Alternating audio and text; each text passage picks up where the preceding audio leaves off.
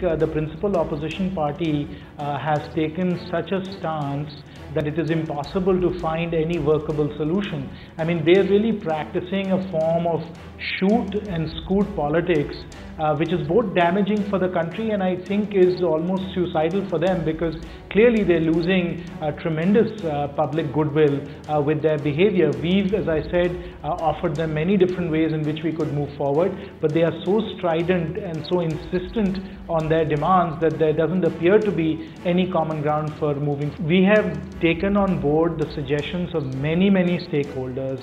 We have, over a long period of time, been able to forge a consensus with the states.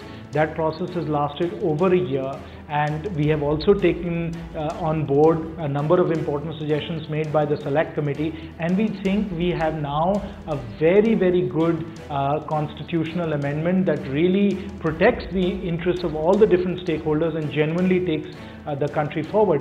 That is the constitutional amendment that we are suggesting, and we are really at a point now where I think we can get it passed if indeed we could let the House function. So we are really at that stage, and so to have a small group of people really damaging the Indian economy at this point, I think it's something that the people of India should understand. They should recognize why this is being done, what are the underlying intentions, when a constitutional amendment that has been under consideration now for almost 9 years, which was first introduced in 2011 and now has gone through round after round of consultations, and a consensus, a very broad-based consensus has been built to disrupt it now at this point. My goodness, I mean, I think that is truly obstructionist behavior. The deadline will be at risk. That is why this session is so important, and that is why we are appealing to the citizens of India. We are appealing to all our colleagues in Parliament. Please, let's get behind this. This is so vitally important for India. It's vitally important for India's manufacturing. It's vitally important for India's young people so that we can help create jobs for them.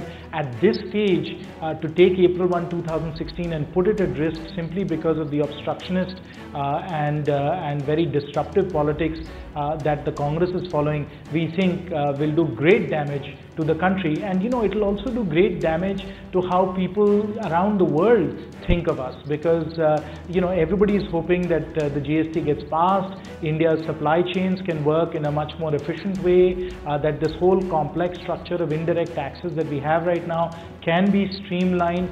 Everybody believes that this is going to boost growth by 0.5 to 1% and thereby create, you know, millions and millions of jobs. So, you know, to see this April 1, 2016 being put at risk in this fashion, as I said, is very disappointing. And, you know, for India's sake, we can't lose a day. Every day of Parliament is expensive. The opportunity cost for India is so high. You know, all people that care for India, all people that really have India's interests to heart should come together and absolutely get this GST bill passed. It is of vital national importance.